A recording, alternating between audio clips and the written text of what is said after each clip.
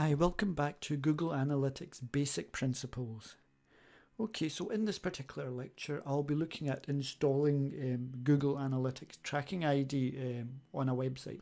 Okay, now we're up at the main dashboard of Google Analytics. So this time this is a live dashboard on an actual store.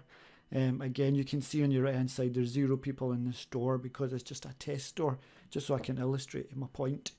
So the very first thing you want to do is create a Google Analytics account. But basically all you need is a Google ID. So you just get a Google ID and then you go into the Google Analytics platform and you'll be able to log in. So it's as simple as that. So once you've got a Google ID and you're in Google Analytics, this is what you'll see. But you won't have any particular account attached to it, so it won't be tracking any particular website until you go through this process I'm about to show you.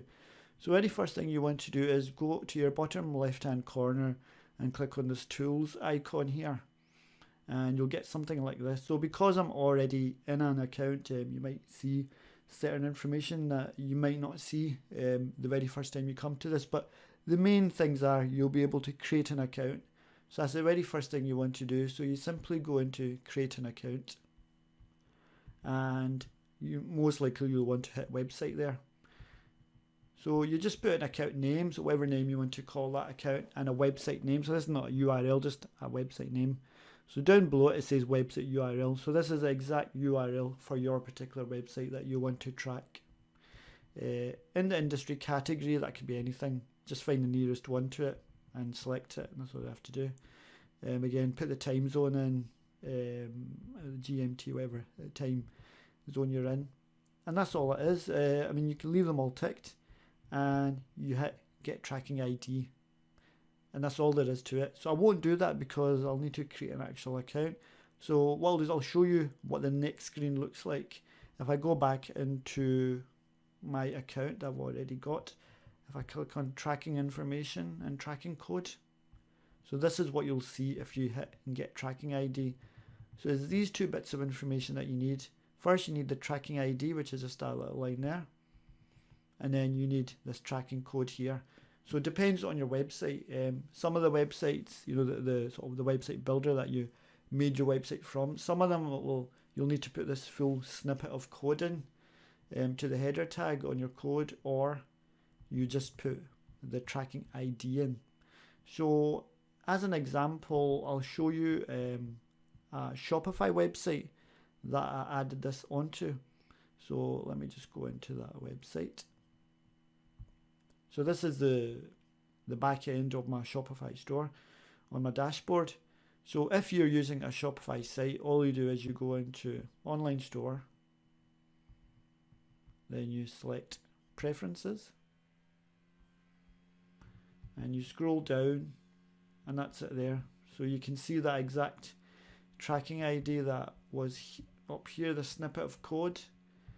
You just cut and paste it or copy and paste it on here, and that's all you have to do, and then hit save. And from then on, Google Analytics will be able to track anyone that went to your Shopify store. So just to show you this in action, what I'll do is I'll go back into the Google Analytics, and I will go into real time, and I'll go into overview. So let's wait for that to load up. So you can see there's currently no one on the store right now, which is what you would expect because it is a test store, and it's password protected, so that's as far as anyone will get if they type it in. So I will go into that website right now.